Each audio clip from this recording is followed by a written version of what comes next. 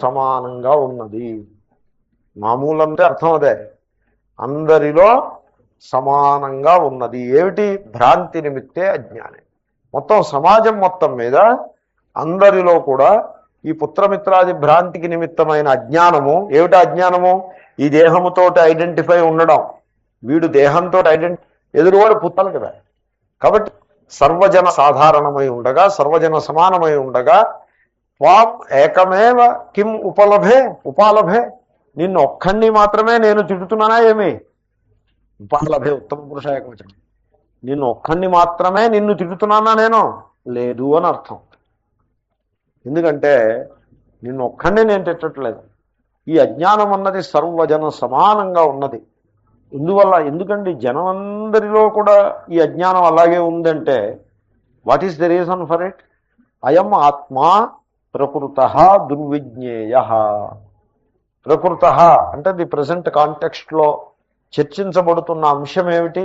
ఆత్మ. అజోనిత్య శాశ్వతోయం పురాణ అని మొదలుపెట్టి ఆత్మస్వరూపాన్ని విచారణ చేస్తూ వస్తున్నామే. అటువంటి ఆత్మస్వరూపము, ఆత్మతత్వము, ఆత్మ అంటే మీరే, మరొకటి ఆత్మ అంటే యువర్ ఎసెన్షియల్ నేచర్. ఈ ఆత్మతత్వము దుర్విజ్ఞేయ. దుర్విజ్ఞేయ అంటే తెలియశక్యము కానిది అని అర్థం కాదు. దుఃఖేన విజ్ఞాతం శక్యతే. కష్టపడితేనే తెలుసుకోగలుగుతారు. సాధారణంగా లోకంలో ఏమనుకుంటారంటే అది దుర్గమము అన్నారనుకోండి. దుర్గమము అంటే వెళ్ళుటకు శక్యము కానిది అనుకుంటారు. వెళ్ళుటకు శక్యము కానిది అని కాదు. అగమము అంటే వెళ్ళుటకు అగమ్యము అంటే వెళ్ళుటకు శక్యము కాదు.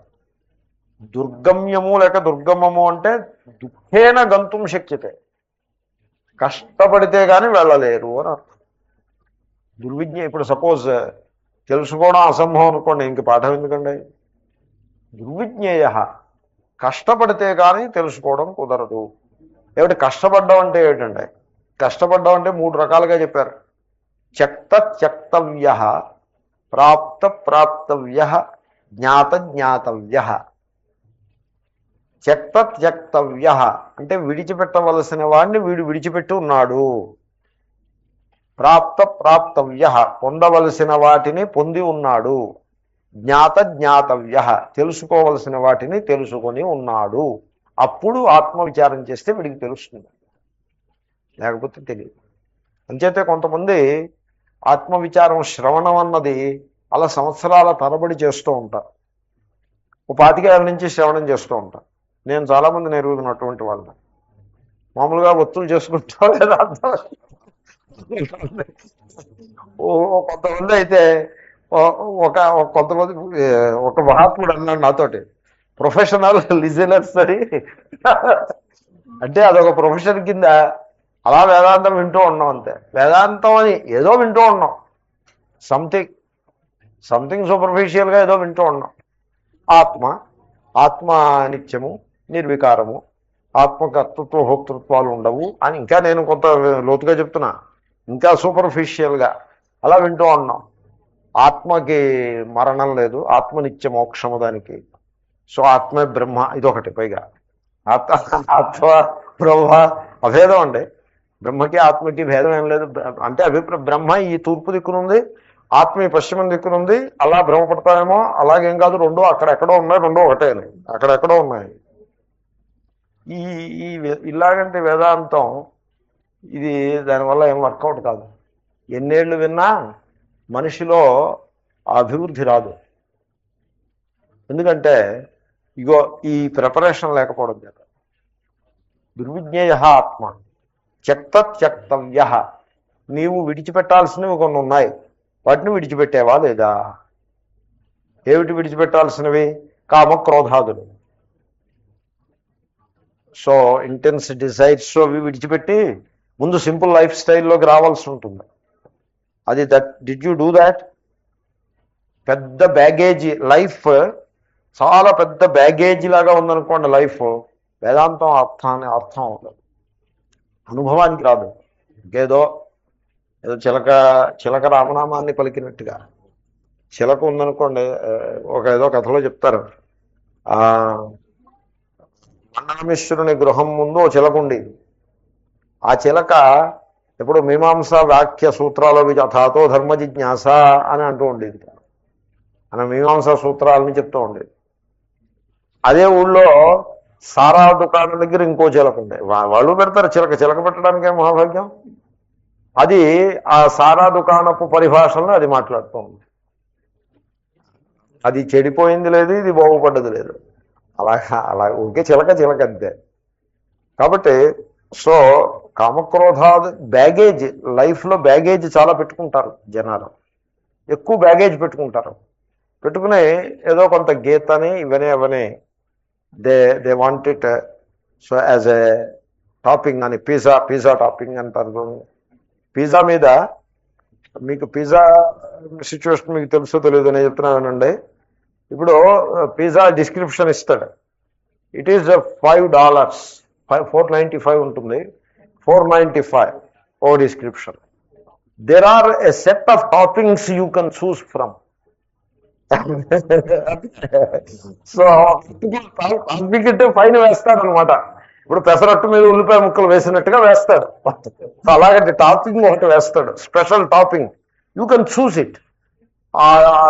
మష్రూమ్స్ టాపింగ్, లేకపోతే ఏదో some special kind of topping, ఏదో క్యాప్స్ ఏదో టాపింగ్ వేస్తే topping, the topping is $1. So pizza కొనుక్కుని ఆ టాపింగ్ అడిగితే he will add the topping. అలాగే చక్కగా ఇల్లు వాకిలి పిల్లలు మనవాళ్ళు మనవాళ్ళు, తర్వాత పూజలు పునస్కారాలు కర్మ దానాలు ధర్మాలు మొత్తం అన్నీ ఇవన్నీ మంచివి నిజానికి. తర్వాత భోగాలు పార్టీలు ఇవన్నీ కూడా ఉంటాయి. బర్త్డే పార్టీలు ఈ పార్టీలు ఆ పార్టీలు అన్నీ నడిచిపోతూ ఉంటాయి. అన్ని భోగాలు నడిచిపోతూ ఉంటాయి. అప్పుడప్పుడు నాలాంటి మహాత్ముడు ఒకడు వచ్చి అప్పుడప్పుడు ఆత్మ బ్రహ్మ అనేసి వెళ్ళిపోతూ ఉంటాడు. ఈ మహాత్ముడికి వీళ్ళు అవసరం, వీళ్ళకి మహాత్ముడు అవసరం. మహాత్ముడికి వాళ్ళ అవసరం ఏమిటి? ఈ మహాత్ములు ఏవో ప్రాజెక్ట్స్ ఏవో ఉంటాయి, దానికి డబ్బు కావాల్సి ఉంటుంది. ఏంటి ఈ అంటే ప్రాజెక్ట్స్కి డబ్బు కావాల్సి వస్తే ఇంకా అది గొప్ప విశేషం. ఏదో పాపం ఏదో సమాజ సేవ కోసం డబ్బు కావాల్సి వచ్చిందంటే పర్వాలేదు. ఇప్పుడు ఆ మహాత్ముడికి సపోజ్ ఎయిర్ కండిషన్డ్ కార్లోనే ప్రయాణం చేసే అలవాటు ఉందనుకోండి. ఎయిర్ కండిషన్డ్ కార్ ఎక్కడి నుంచి వస్తుంది? సపోజ్ చిన్న చిన్న ఉద్యోగాలు చేసుకునే వాళ్ళు భగవద్గీత పాఠానికి వచ్చారనుకోండి, ఎయిర్ కండిషన్డ్ కారు వాడు ఎక్కడి నుంచి తీసుకొచ్చిస్తారు? ఏదైనా కొంచెం కోటీశ్వరుడు వస్తేనే ఆ సౌకర్యం ఉంటుంది. కాబట్టి మహాత్ములకి కోటీశ్వరుడు అవసరం అవుతాడు, కోటీశ్వరుడికి మహాత్ముడు అవసరం అవుతాడు. ఈ ప్రొవైడ్స్ దట్ స్పిరిచువల్ టాపింగ్ అనమాట. It is not going to work, I tell you. It will not work. It will not work either way. అంటే to that extent it works. ఈ మహాత్ముడికి he wants some good amount of money and support, he will get it. And they want some spirit, they feel good about it. ఇండస్ట్రియలిస్టులు కోటీశ్వరులు ఉన్నారనుకోండి, మహాత్ముడి దగ్గర ఒక ఆశీర్వచనం తీసుకుని ఆత్మ బ్రహ్మ అని వినేసి వస్తే they feel good about it. And so to that extent it helps them. దానివల్ల భవిష్యత్తులో బహుశా వాళ్ళకి ఏదైనా ఆ సంస్కారం అబ్బి వాళ్ళ అభివృద్ధిలోకి వస్తే రావచ్చు. But it won't work that way. త్యక్తం యహ, the baggage of a life, elaborate baggage ఉంటుంది. That you have to leave behind. ప్రాప్తవ్య, పొందాల్సినవి కొన్ని ఉన్నాయి. శమదమ, మనోనిగ్రహం, ఇంద్రియ నిగ్రహం, వైరాగ్యం, వివేక వైరాగ్యములు ఇవి పొందాలి. ప్రాప్తవ్య. జ్ఞాతవ్య, తెలుసుకోవాల్సినవి కొన్ని ఉన్నాయి. అవేమిటంటే కొంచెం సంస్కృతం, ఓపెసరంత సంస్కృత జ్ఞానం, తర్వాత భగవద్గీతలో ఏవో కొంత బేసిక్ ఇన్ఫర్మేషను, ఇలాంటివి కొన్ని బేసిక్ ఇన్పుట్స్ ఏవో కొన్ని తెలుసుకోవాల్సినవి ఉన్నాయి. నేను దేహము కాదు అనే వివేకము, ఇలాంటివి కొన్ని తెలుసుకోవాల్సినవి ఉంటాయి. అవి తెలుసుకుంటే అప్పుడు మీరు శ్రవణం చేస్తే ఇట్ వర్క్స్. అదర్వైజ్ దుర్విజ్ఞేయ ఆత్మ, ఆత్మస్వరూపాన్ని తెలుసుకోవటం చాలా కఠినమైన విషయం. నిన్నొక్కడే నేను తప్పుపడుతు, ఉపాలంభం అంటే తప్పుపట్టడం. నిన్నొక్కడే తప్పుపడుతున్నాను అనుకుంటున్నావా? నో. సర్వజనులకు కూడా ఈ అజ్ఞానము సర్వ సమానంగా ఉన్నది. కాబట్టి ఆత్మ చాలా దుర్విజ్ఞేయము సుమా అని అన్నాడు. అని కథం దుర్విజ్ఞేయ అయమాత్మా ఇత్యాహ. ఎలాగండి దుర్విజ్ఞేయము, చాలా కష్టపడితే కానీ తెలుసుకోవటం సంభవం కాదు, చాలా కష్టం తెలుసుకోవటం అని అన్నారే. How you please elaborate on that, అది కొంచెం వివరించి చెప్పండి అన్నట్లయితే దానికి సమాధానంగా ఈ శ్లోకము వచ్చుచున్నది అని అవతారికది. సో కశ్చిత్ ఏనం ఆశ్చర్యవత్ పశ్యతి. అది ఈ ఆత్మస్వరూపాన్ని గురించి మీరు ఎక్కడైనా చెప్తే ఒకానొకడు అంటే చాలామంది it applies to everybody. So many people look at it as a very unusual thing, a very out of the way thing, and may not be possible at all. ఇలా ఉంటుందా ఆత్మ అన్నట్టుగా చూస్తా. శ్రీకృష్ణుడే ఎదరెదర చెప్పబోతున్నాడు, మనుష్యాణం సహస్రేషు కశ్చిత్ జతతి సిద్ధయే యతతామపి సిద్ధానాం కశ్చిన్మాం వేత్తి తత్వతః అని అంటాడు. వేలాది మందిలో ఎవడో ఒకడు తెలుసుకోగలుగుతాడు అని అంటాడు. వేలాది మందిలో. వాస్తవంలో అసలు దీనికోసం కలియుగం అంచేతనే ఇక్కడ కలియుగం అని త్రేతాయుగం అని ఈ గోళ ఉండదు ఇక్కడ. మీరు ఎప్పుడైనా విన్నారా? అలాగంటే ప్రసంగం ఎక్కడైనా విన్నారా? గీతలో కానీ ఉపనిషత్తులో కానీ ఉండదు అలాగా. ఆ ప్రసంగంలో అభిప్రాయం ఏమిటంటే, ఇది కలియుగం కాబట్టి మేమందరం ఇలా ఉండిపోయాం, త్రేతాయుగం అయితే మేము ఎప్పుడో జ్ఞానం అయిపోయాం అనే ఒక ధోరణ ఒకటి ఉంటుంది. అలా ఉంటుంది.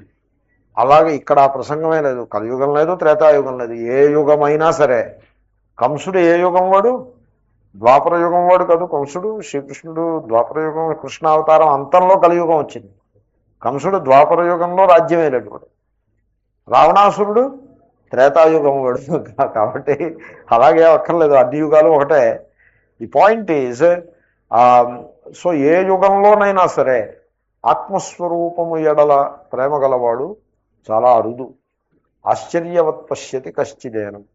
తర్వాత ఇంకొకటి మీరు ఎప్పుడైనా చూడండి, భాగవతంలో అయితే ఏదైనా మీరు మొదలుపెట్టారనుకోండి, భగవద్గీత భాగవతం మొదలుపెట్టారనుకోండి, కొంతమంది అసలు ఏమిటో చూద్దామని వస్తారు. మామూలుగా వింటారు. విని ఈ ఆత్మ ఇది మన వల్ల కథను లేచకపోతే, అదే మీరు ఏదో ఇంకొంచెం భక్తి మంచిదే, భక్తి తక్కువదని నా అభిప్రాయం కాదు, కొంచెం అనుకూలంగా అంటే అసలు ఆ వచ్చిన పర్సన్కి కొంత బేసిస్ ఉంటుంది. I'm a person, I have a family, I'm a family, head of a family, and I have accomplished certain things, and I'm planning to accomplish some more. నేను ఏదో పుణ్యం ఏదో చేస్తాను, స్వర్గానికి వెళ్తాను అని ఇహలోకాన్ని గురించి పరలోకాన్ని గురించి తనకు ఒక బేసిస్, ఒక sense of accomplishment, and set of grievances, కొంత గ్రడ్జింగ్, ఇవన్నీ ఉంటాయి. మీరు వాటినన్నిటినీ అలా మెయింటైన్ చేస్తూ you safeguard his persona and say something, and then he will rise up to the occasion, he will try to understand. అసలు మీరు మొదటికే మోసం తీసుకొచ్చేట్లాగా అసలు నువ్వు కర్తవి కావు, నువ్వు భోక్తవి కావు, నీకు పుణ్యం లేదు, నీకు పాపం లేదు, నీకు పిత లేడు, పుత్రుడు లేడు, ఇదంతా భ్రాంతి, ఆత్మ కర్త కాదు, భోక్త కాదు, ఇలా మొదలు పెడితే ఏమిటి ఆత్మ అని మతిపోతుంది. రుభుగీత అని ఒక టెక్స్ట్ ఉంది. భగవాన్ రమణ మహర్షికి చాలా ఇష్టం ఉంది. నన్ను ఎవరో రుభుగీత పాఠం చెప్పమన్నారు. సరిపోని పాఠం చెప్దాం కదా అని తీసి చూసి నేను నిర్ణయానికి వచ్చాను, ఈ రుభుగీత మనం పాఠం చెప్పవద్దు అని ఒకటి.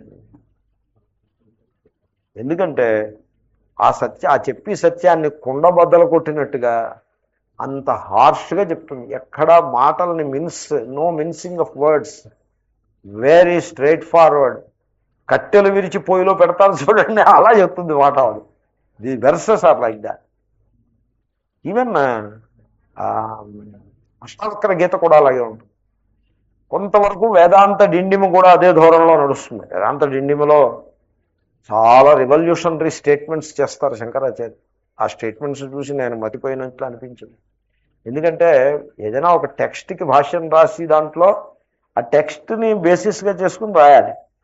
ఇంకా టెక్స్ట్తో సంబంధం లేకుండా మనం ఓన్ టెక్స్ట్ రాసామనుకోండి, ఇంకేమీ నిరంకుశంగా రాసి పారేయచ్చు. మనకి ఎంత చెప్పాలని ఉంటే అంత చెప్పచ్చు. అలా చెప్తారు దాంట్లో. ఆయన భాషాభిమానాన్ని క్రిటిసైజ్ చేశారు. భాషా దురభిమానాన్ని క్రిటిసైజ్ చేశారు. అంటే ఫలానా భాషే గొప్ప భాష అని ఎవడైతే అనుకుంటాడో వాడికి ఆత్మస్వరూపం తెలియకపోతున్నారు అని ఈ విధంగా అన్ని రకాల బౌండరీలని కూడా బ్రేక్ చేసి పెట్టేస్తారు. దేన్ని మిగల్చరు. The entire basis on which the person is living is just destroyed. అలాగ నడిపిస్తుంది గ్రంథం. ఎందుకంటే ఇవన్నీ కూడా ఆత్మస్వరూపం మీద మీరు ఆయా పరిస్థితులకి ప్రభావితమై వేసుకున్న ఆరోపములే. అన్నీ కూడా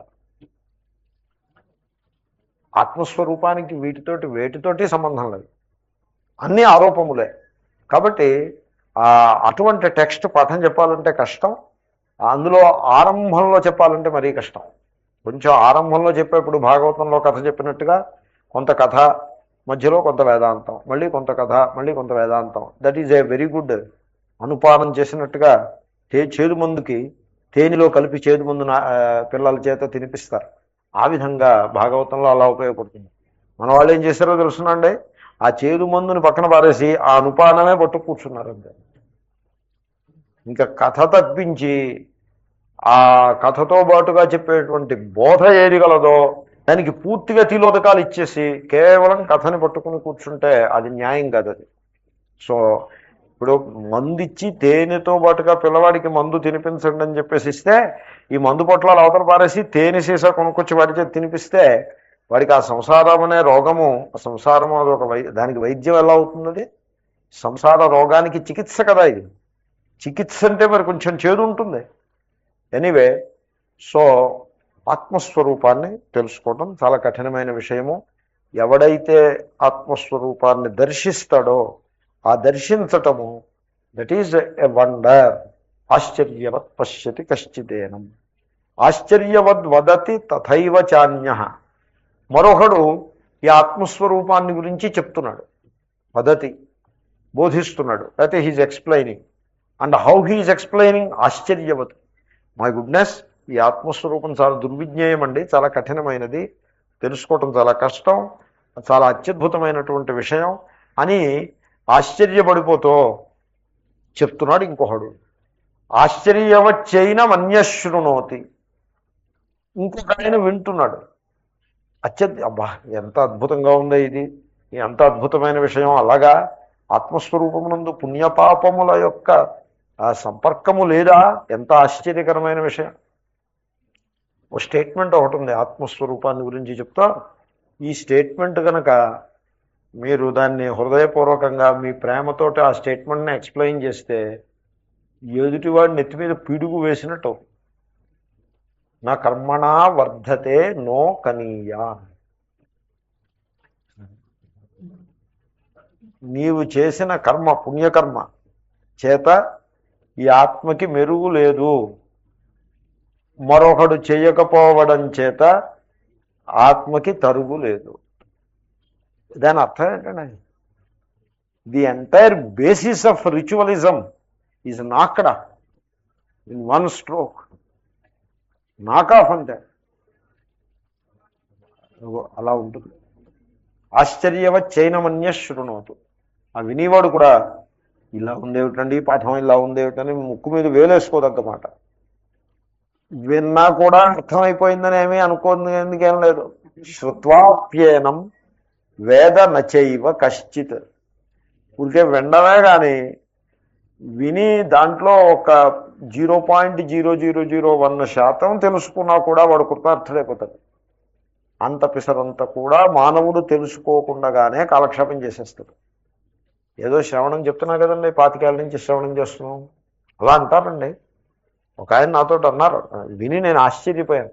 నాకేమనిపించిందంటే కొంచెం వినయం నేర్చుకుంటే బాగుంటుందేమో అనిపిస్తుంది. కొంతమంది మాట్లాడే మాటలు చూస్తే కొంత వినయం నేర్చుకుంటే బాగుంటుంది అనిపిస్తుంది నాకు.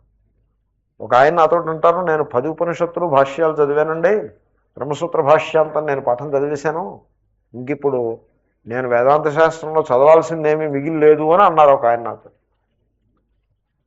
అంత అవినయం పనికి రాదండి అని అనాలనిపించింది నాకు నోట. ఓకే, దెన్ వాట్ అని నేనంటే ఆయన అదే ప్రశ్న. దెన్ వాట్ అని ఆయన అడిగితే ప్రశ్న ఆ ప్రశ్నే. Then what? Nothing happened. అప్పుడు నేను కఠోపనిషత్తు పాఠం చెప్తున్నాను. ఇక్కడే కఠోపనిషత్తు పాఠం చెప్తుంటే నేను అన్నాను, పోనీ పాఠానికి రండి అన్న. అంటే ఏ పాఠం చెప్తున్నారంటే కఠోపనిషత్తు అంటే, కఠోపనిషత్తు ఏమిటండి, నేను కఠోపనిషత్తు 15 ఏళ్ల క్రితమే వినేశాను. యంగ్ మిడిల్ ఏజ్ రాకమునిపే కఠోపనిషత్తు వినేశాను. మళ్ళీ కఠోపనిషత్తు ఏమిటి అని అన్నారు. పోనీ ముండకం చెప్తున్నాను వస్తానంటే అది వినేశారు ఆయన. అన్నీ వినేశారు, ఏది వినలేదు కనుక. కాబట్టి అంత అవినయం కూడదు. అంటే దాని అభిప్రాయం శృత్వాప్యేనం వేదన చేయవ కశ్చిత్. ఎంత శ్రవణం చేసినా కూడా ఆ ప్రిపరేషన్ సరిగ్గా లేకపోయినట్లయితే అది తెలుసుకోవటం కష్టమే. చూద్దాము భాష్యకారులు ఏమంటారు. ఆశ్చర్యవత్, ఆశ్చర్యం అదృష్టపూర్వమద్భుతం అకస్మాదృశ్యమానం తేన తుల్యం ఆశ్చర్యవత్. ఆ పదానికి విగ్రహవాక్యం. తేన తుల్యం అని ఎందుకన్నారంటే తేన తుల్యం వతి అని పాణిని గారి సూత్రం. తేన తుల్యం అనే అర్థంలో వత్ అనే ప్రత్యయాన్ని విధించారు ఆయన. కాబట్టి ఆశ్చర్యవత్ అయింది.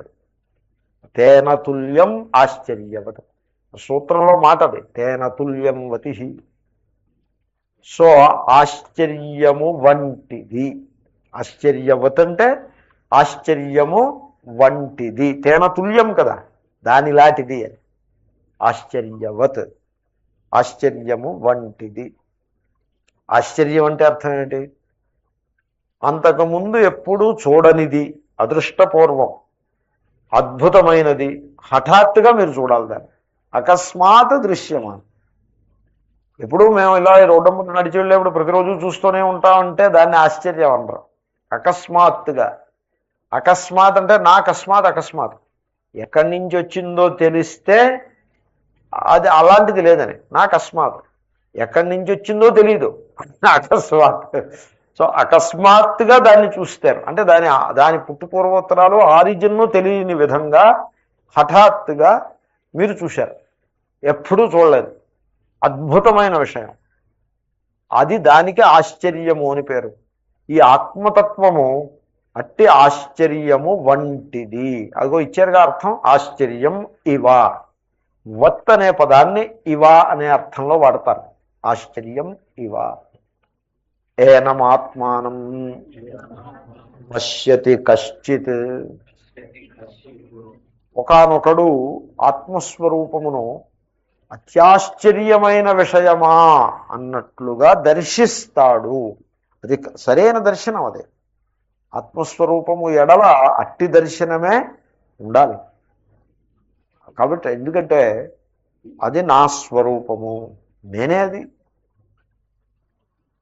చిత్రం ఏంటంటే ఇక్కడ ఆశ్చర్యం ఏంటంటే ఆత్మ సద్రూపము, సత్ ఎగ్జిస్టెన్స్ అబ్సల్యూట్, దేశకాలములకు అతీతమైన ఉనికి, అదే ఆత్మ యొక్క స్వరూపం. కానీ వీడు నేను ఫలానాప్పుడు పుట్టాను, నేను ఇంకోప్పుడు చచ్చిపోతానని అనుకుంటూ ఉంటాడు. ఫలానా అప్పుడు పుట్టి మరణానికి భయపడుతూ ఉండేవాడికి పుట్టుక మరణములకు అతీతమైన, దేశకాలములకు అతీతమైన ఆత్మ ఎలా ఉంటుందండి? ఆశ్చర్యంగానే ఉంటుంది. తర్వాత వీడు దుఃఖపడుతూ ఉంటాడు. వీడు దుఃఖిస్తూ ఉండగా నీవు సచ్చిదానంద స్వరూపుడవు అని చెప్పేవారనుకోండి, చెప్తే వాడు కోప్పడతాడు. He will fight at you, he will shout at you. ఏం మాట్లాడుతున్నారండి, మేమేదో కష్టంలో మేముంటే మీరు వచ్చి నువ్వు సచ్చిదానంద స్వరూపు, ఏది సచ్చిదానందం, ఎక్కడుందో సచ్చిదానందం అని కోప్పడతాడు. అలా కోప్పడతారు కూడా చాలామంది. కానీ ఒకవేళ వాడు కనుక ఒక్క పిసరు వివేకం గలవాడయ్యి ఉండి, ఏమిటబ్బా నా స్వరూపము ఆత్మ సచ్చిదానందమే, ఏమిటి నా ప్రారంభం ఇలా ఉంది, నేను దుఃఖిస్తున్నాను, ఈ దుఃఖించే నా యొక్క స్వరూపమేనా సచ్చిదానంద ఆత్మ అని ఆశ్చర్యపోతాడు. అలా ఎప్పుడైతే ఆశ్చర్యపోతాడో వాడు జ్ఞానానికి ఒక అడుగు ముందుకు వేసినట్లు అర్థం. ఆశ్చర్యం అవసరం. ఇక్కడ పాఠంలో మీరు గమనించదగ్గది ఏమిటంటే ఆ స్వరూపము ఎడల అట్టి ఆశ్చర్యము ఎవరికైతే ఉంటుందో వాడికే తెలుస్తుంది. మీరు దేనికి ఆశ్చర్యపడలే, గీతకి మీరు ఆశ్చర్యపడక ఉపనిషత్తుకి దేనికి ఆశ్చర్యం లేకపోతే మీకు ఏమీ ఆశ్చర్యం లేదనుకోండి, అంటే అర్థం మీకు it has become so routine, one more thing అయిపోయింది. So you do it won't bring any change in you. సో చూడండి, భక్తునికి నిర్వచనం, నేను ఏదో కొత్త నిర్వచనం చెప్తున్నా, మీరు గమనించండి. అది భక్తుడికి నిర్వచనం ఏంటంటే, ఆ భగవంతుని స్వరూపము ఎడల నిరంతరంగా ఎవడు ఆశ్చర్యపడతాడో వాడే భక్తుడు. శ్రీకృష్ణుని రూపాన్ని చూసినప్పుడు లేకపోతే తలచుకున్నప్పుడు, ఎప్పుడు చూసినా ఎప్పుడు తలచినా ఒళ్ళు గగుర్పాటు కలిగేంత ఆశ్చర్యం కలిగితేనే వాడే భక్తుడు. అంటే ఈ శ్రీకృష్ణుడు మాకు తెలుసున్న శ్రీకృష్ణుడేనండి, మేము చాలాసార్లు చూసామంటే ఇంకా వాడి భక్తుడు ఏమవుతాడు? అప్పుడు వాడిని భక్తుడు అనుకో. సూర్యోపాసకుడు ఎవడంటే వాడు బ్రతుకున్నంతకాలం అర్ఘ్యం ఇస్తాడు, అర్ఘ్యప్రదానం చేసేవాడు జీవించున్నంతకాలం అర్ఘ్యం ఇస్తాడు. పొద్దున్న అర్ఘ్యం ఇస్తాడు, సాయంకాలం అర్ఘ్యం ఇస్తాడు. 3 అర్ఘ్యాలు, పొద్దున్న 3, సాయంకాలం 3. కొంతమంది అయితే పొద్దున్న 3, మధ్యాహ్నం 3, సాయంకాలం 3, 9 అర్ఘ్యాలు రోజును. అలాగ వీడు 80 ఏళ్ళు బతికాడు ఒక ఆయన. 10వ ఏట ఉపనయనం అయింది అంటే 70 ఏళ్ళు అర్ఘ్యం ఇచ్చాడు అనమాట. 70 ఏళ్ళు అర్ఘ్యం ఇస్తే ఇంకా రేపు చచ్చిపోతాడనగా ఈవేళ ఆ సూర్యునికి అర్ఘ్యం ఇస్తూ, అబ్బో ఎంత అద్భుతమైన విషయం, ఈ సూర్య భగవానుడు సాక్షాత్తు పరమేశ్వరుడే ఈ మండలంలో మనకి ప్రకాశిస్తున్నాడు, ఎంత మహిమ, ఎంత గొప్పది అని అని ఆశ్చర్యపోతూ అర్ఘ్యమిస్తాడు. వాడు వాస్తవమైన ఉపాసకుడు. కాబట్టి ఆశ్చర్యం అత్యవసరం. అలాగే ఆత్మజ్ఞానము ఎడల కూడా that constant wonderment, constant amazement, అది చాలా అవసరం. అది లేకపోతే దాన్ని మెకానికల్నెస్లో పారేశారనుకోండి, మెకానికల్ మైండ్ ఏం చేస్తుందంటే ప్రతిదాన్ని మెకానికల్ చేసి పెట్టేస్తుంది. ఆ విధంగా మీరు మెకానికల్ చేసేసారనుకోండి, రొటీన్లో పడేశారనుకోండి, దాంట్లో ఉండే సారం పోతుంది, మనకు మనం ఆ జ్ఞానం రాదు. కాబట్టి కశ్చిత్ ఆశ్చర్యవత్ ఏనం ఆత్మానం పశ్యతి. ఎంత గొప్ప విషయం అండి ఆత్మజ్ఞానం అంటే, అది సామాన్యమైన విషయమేం కాదు. సో ఆత్మజ్ఞాని అంటే సాక్షాత్తు పరమేశ్వరుడితో సమానం. సో వాక్యం ఒకటి ఉండేది, బ్రహ్మజ్ఞాని, హే బ్రహ్మజ్ఞాని ఆప్కో ఢూంఢే మహేశ్వర్, ఏదో అలా ఉంటుంది. అంటే ఓ బ్రహ్మజ్ఞాని, నువ్వేం సామాన్యుడు కాదయా, నిన్ను సాక్షాత్తు ఆ పరమేశ్వరుడే నీ కోసం వెతుకుతాడు. ఎక్కడ బ్రహ్మజ్ఞాని ఎక్కడున్నాడండి, ఒక్కసారి దర్శనం చేసి వస్తాను అని పరమేశ్వరుడు నిన్ను వెతుకుతాడు, నువ్వు అంతటి వాడివి అని ఓ వాక్యం ఒకటి ఉంది. అంత అద్భుతమైన విషయం ఆత్మజ్ఞానము అంటే. ఆశ్చర్యవత్ పశ్యతి కశ్చిదేనం. ఎందుకంటే చూడండి, మనిషి చేతన స్వరూపుడయ్యుండి తాను జడమైన దేహం అనుకుంటూ ఉంటాడు. ఈ మధ్యమాంసాదులతో కూడిన దేహమే నేనని అనుకుని, మీరు ఒక్కసారి ఆలోచించి చూడండి, ఈ దేహము what all it represents, that is I, that is me, not I, that is me. The body and what all that represents is me. This is how I take myself to be. Now ఆ standpoint నుంచి ఈ దేహముతోటి ఎట్టి సంబంధము లేకుండగా, దేహములో ప్రకటమగుచున్నా కూడా దేహానికి అతీతమైన చేతన తత్వము, దేశకాల వస్తు పరిచ్ఛేదములకు అతీతమైన చేతనతత్వం ఏదైతే, చైతన్యం ఏదైతే కలదో అది నా యథార్థ స్వరూపము అనే ఆ స్టాండ్ పాయింట్ తోటి when you consider that situation, how it looks. నేను అసలు మెడిటేషన్లో నేనేమని చెప్పేవాడిని అంటే, యూ కన్సిడర్ దిస్ అని చెప్పేవాడిని. What is it? Suppose I'm not the body, you just consider that situation. ఇంకా ఏమని చెప్పేవాడిని, what if I'm not the body, what if I'm not the body, just consider it, stay with that idea. కళ్ళు మూసుకుని meditation చేసేప్పుడు stay with that idea, what if I'm not the body. You do that, ఏమవుతుందో తెలుసునండి, the door to an impersonal reality. Reality is impersonal, reality is not a person, person is the shadow of the reality, of an impersonal reality. ఇప్పుడు shadow పడిందనుకోండి, ఆ shadow అన్నది how it came, ఒక మనిషి సూర్యకాంతికి అడ్డొస్తే నీడొచ్చింది. అదేవిధంగా ఆ సర్వవ్యాపకమైనటువంటి ఆత్మ చైతన్యమునకు దేహం అడ్డొస్తే, అడ్డు రావడం అంటే రిఫ్లెక్ట్ చేయడం అనమాట, ఒక రకంగా అడ్డొస్తే ఆ వ్యక్తి వచ్చాడు. So the person is a shadow of that reality, as that reality reflects in this body. Therefore as I take myself to be the person, I am the body. As I take myself to be the body, I am the person. ఇది ఒక మహా అజ్ఞానం, ఇది గాఢాంధకారం. ఈ చీకట్లో బతికేస్తూ ఉంటాం మనం, మొత్తం జీవితం అంతా ఇదే చీకట్లో గడిచిపోతుంది. ఈ చీకట్లోంచే మాట్లాడతాం, పితాపుత్ర, ఇవన్నీ పౌత్ర, ఇవన్నీ ఈ చీకట్లోంచి వచ్చిన మాటలే ఇవన్నీ కూడా.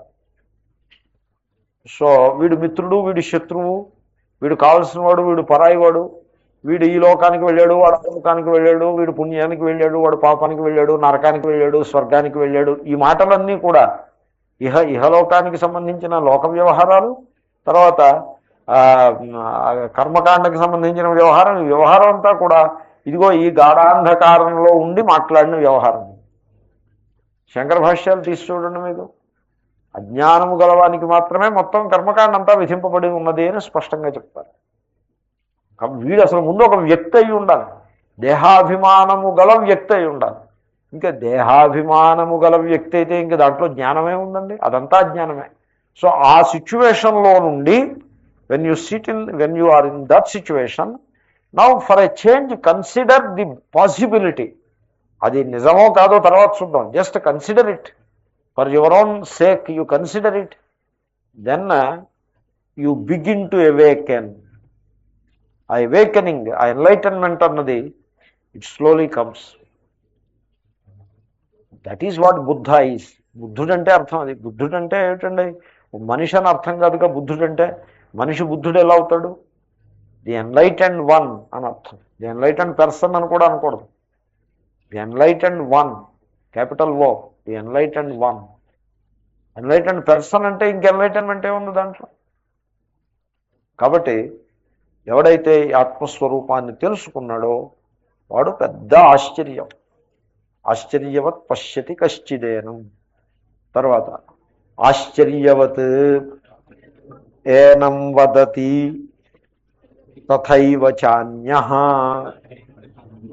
తథైవ చ అంటే అదే విధముగా, అన్యః మరి ఒకడు, ఏనం ఆశ్చర్యవద్ వదతి అంటే ఈ ఆత్మస్వరూపము అత్యంత ఆశ్చర్యకరమైన ఒకనొక వస్తువు ఎలాంటిదో ఇది అలాంటిది అని ఒక అద్భుతంతో దీన్ని పోల్చి మరి ఒకడు దీన్ని వర్ణించటం లోకంలో ఉన్నది. తర్వాత ఆశ్చర్యవచ్చ ఏనమన్యశృణోతి అంటే ఒకడు ఆశ్చర్యంలాగా దాన్ని దర్శిస్తాడు, ఆ దర్శించి చెప్తాడు, ఆశ్చర్యంలాగా చెప్తాడు, వినివాడు కూడా ఆశ్చర్యంలాగా వింటాడు. అది సరైన పద్ధతి. దాని ఎడల అటువంటి ఆశ్చర్య భావన ఉండాలి. అది లేకపోతే అది అందుబాటులోకి రాదు.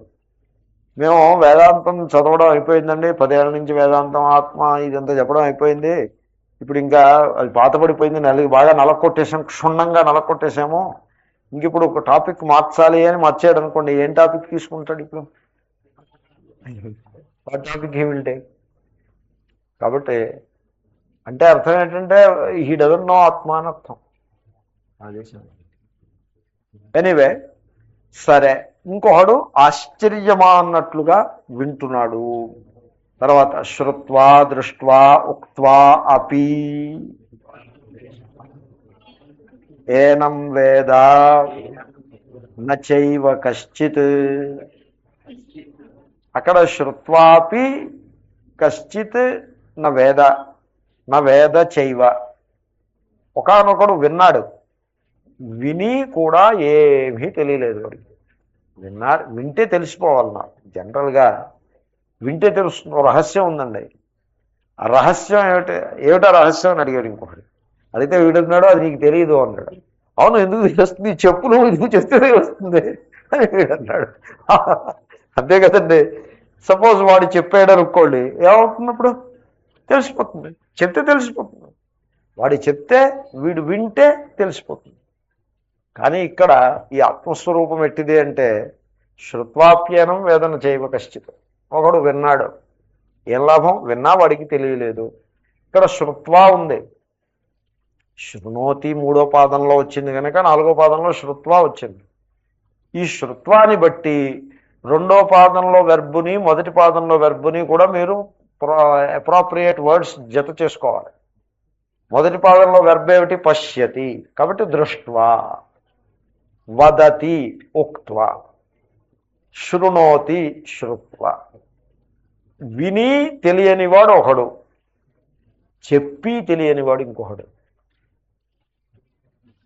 చదివి తెలియనివాడు ఇంకొకడు. పశ్యతి అంటే తెలుసు, చూస్తున్నాడు. చూడంటే గ్రంథం ఏదో చూసి చదివేసి పుస్తకం అంతా చదివేసి ఏమీ తెలియకుండా అలా మిగిలిపోయాడు అంతే. ఇంకొకడు పాఠం అయితే చెప్పేశాడు, ఏమీ తెలియకుండా అలాగే ఉండిపోయాడు. నేను విన్నాను అటువంటి పాఠాలు కొన్ని. సత్యం జ్ఞానం అనంతం బ్రహ్మ మీద ఒక ఆయన పాఠం చెప్పాడు. 10 నిమిషాలు పాఠం చెప్పాడు ఆయన. సత్యం జ్ఞానం అనంతం బ్రహ్మ 10 నిమిషాలు ఎక్స్ప్లెయిన్ చేశాడు. ఎక్స్ప్లెయిన్ చేసి ప్రయత్నం చేశారు ఆయన.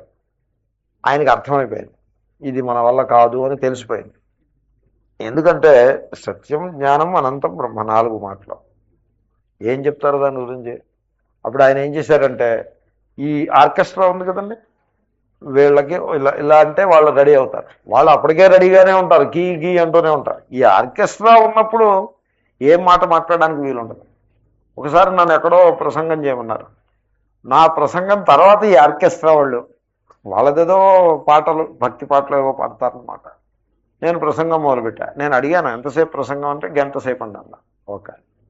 నేను మామూలుగా చేస్తుంటే వీళ్ళు 4 వచ్చి వెనక్కాలు చేయలేదు. అది ఇలా వెనక్కాల మధ్యలో ½ అన్ అవర్ తర్వాత నేను ఆశ్చర్యపోయిన, ఏమిటండి స్టేజ్ మీద కూర్చొని పాఠం చెప్తుంటే, ప్రసంగం చేస్తుంటే వెనకాల వచ్చి 4 కూర్చున్నారంటే అర్థం ఏంటి? So it is a distraction. అలాగా డిస్ట్రాక్షన్, అది పద్ధతి కాదు అది. సరే పోన్లే డిస్ట్రాక్షన్, నేను అబ్జెక్ట్ చేద్దాం అనుకుని పోన్లే ఎందుకు లేని ఊరుకున్నాను, అయిపోయింది. వాళ్ళు ఒక ఆయన తబలా తెచ్చాడు, తబలాలు తెచ్చాడు, ఇంకొక ఆయన హార్మోనియం తెచ్చాడు, ఇంకో ఆయన వయలిన్ తెచ్చాడు. ఇవన్నీ మూటగట్టు ఉంటాయి, వాటి కేసుల్లో ఉంటాయి కదా. జాగ్రత్తగా ఉప్పడం ప్రారంభించారు. ఉప్పి ఈ తబలా ఆయన తబలా సరి చేసుకుంటున్నాడు. 35 నిమిషాలు అయింది. నేను వెనక్కి తిరిగి చూశాను. చూడండి, నా ప్రసంగం 1 గంటన్నర, ఆయన ఇంకా 25 నిమిషాలు ఉంది. ఈ 25 నిమిషాలు మీరు కాముగా ఇక్కడ కూర్చుంటారా, లేకపోతే ఎదురొచ్చి కూర్చుంటారా? లేకపోతే నన్ను ప్రసంగం మానేయమంటారా? యూ సెటిల్ దిస్ ఫస్ట్ అని చెప్తే వాళ్ళు అవన్నీ వదిలిపెట్టేసి వచ్చి ఎదురుకుండా కూర్చున్నారు. ఎనీవే, సో ఈ ఆర్కెస్ట్రా ఆయన్ని పురమాయించారు. ఆయన ఈ హార్మోని తబలా మొదలుపెట్టారు. అప్పుడు ఆయన ఏం చేశారంటే, సత్యం బ్రహ్మ జ్ఞానం బ్రహ్మ అమృతం బ్రహ్మ సత్యం బ్రహ్మ, సత్యం జ్ఞానం సత్యం బ్రహ్మ, జ్ఞానం సత్యం జ్ఞానం బ్రహ్మ అని ఈ భజన ఆయన దగ్గర కూడా ఈ చిరతలు పెట్టి ఒక 20 నిమిషాలు ఆ ఆర్కెస్ట్రా సహాయంతో భజన చేసి సెషన్ క్లోజ్ చేశారు. కాబట్టి ఉక్త్వాపి నచ్చిన వేద, చెప్పినా కూడా ఏమీ తెలియలేదు. దృష్ట్వా నా వేద, దానికి సంబంధించినటువంటి సమాచారాన్నంతని పరిశీలించి కూడా, దృష్ట్వా అంటే పరిశీలించటం, ఏమీ తెలియలేదు. అబ్బా ఎంత ఆశ్చర్యం అండి! ఇలాగంటే సబ్జెక్టు మీకు ప్రపంచంలో ఎక్కడా ఏది ఉండదు. మామూలుగా ఏదైనా ఒక సబ్జెక్టు మీద మ్యాథమెటిక్స్ ఫిజిక్స్ మీరు 1 గంట సేపు మీరు మాట్లాడారంటే అర్థం ఏంటి? పోనీ ఎంతో కొంత మీకు తెలుసు ఉంటుంది. దాని మీద ఒక పుస్తకం రాశారనుకోండి, మీకు ఎంతో కొంత తెలుసు ఉంటుంది. దాని గురించి విన్నారనుకోండి 1 గంట సేపు, something or the other you will know. But చదివి చెప్పి విని కూడా ఏమీ తెలియకుండా అలా శూన్యం, 0 లెవెల్లో మిగిలిపోవడం అన్నది కేవలం ఈ ఆత్మస్వరూపం దగ్గర మాత్రమే సాధ్యము. అంతటి దుర్విజ్ఞేయమైన విషయము, దాని యందు అంతటి ఆ వండర్మెంట్, అమేజ్మెంట్, ఆశ్చర్య భావన ఉన్నప్పుడు మాత్రమే అది అవగాహనకు వస్తుంది. అది దీని అభిప్రాయం. ఆహా, అథవా యహ అయం ఆత్మానం పశ్యతి స ఆశ్చర్యతుల్యః యో వదతి యశ్చ శృణోతి సహ అనేక సహస్రేషు కశ్చిదేవ భవతి. ఈ శ్లోకాన్ని ఇంకో రకంగా సేమ్ ఐడియా పుట్టిన స్లైట్లీ డిఫరెంట్ వే. ఎలాగంటే ఎవడైతే ఆత్మస్వరూపాన్ని తెలుసుకున్నాడో యహ ఆత్మానం పశ్యతి సహా ఆశ్చర్యవత్. ఇందాక ఎలా చెప్పాం, కశ్చిత్ ఆశ్చర్యవత్ పశ్యతి అని చెప్పాం. ఇప్పుడు ఏమంటున్నాం, యహ పశ్యతి సహా కశ్చిత్ ఆశ్చర్యవత్. ఎవడైతే ఆత్మస్వరూపాన్ని తెలుసుకుంటాడో వాడు ఒక పెద్ద ఆశ్చర్యము వంటి వాడు. అటువంటి వ్యక్తి కోటికి ఒకడు కూడా ఉండడు. తర్వాత యహ శృణోతి సహా ఆశ్చర్యవత్, యహ వదతి సహా ఆశ్చర్యవత్. ఇందాక నుంచి నేను మీకు మనవి చేస్తున్నాను, ఆత్మస్వరూపాన్ని విచారించడం మానేశారు జనం అని చెప్పడం మానేశారు. ఎక్కడ చెప్పట్లేదు. ఆత్మస్వరూపం అంటే ఆత్మ విచారము, వేదాంత విచారము, ఉపనిషత్తులు, గీత మేము ఇదే చెప్తాము అని పెట్టుకుని ఓ ఆశ్రమం ఒకటి కట్టేసి, బిల్డింగ్ కట్టేసి, తర్వాత ఆ బిల్డింగ్లో వాళ్ళు ఏం చేస్తున్నారంటే హోమాలు చేయడం, తర్వాత ఏమో పూజలు చేయటం, తర్వాత భజనలు చేయటం చేస్తున్నారు. మీరు ఏం చేయాలి, ఇది మేము ఇక్కడ పూజలు, హోమాలు, భజనలు చేస్తాము అని చెప్పి జనం దగ్గర డబ్బు తీసుకుని బిల్డింగ్ కట్టి అవి చేయాలి. క్లీన్గా ఉండొద్దండి, ఆ వ్యవహారం క్లీన్గా ఉండొద్దు.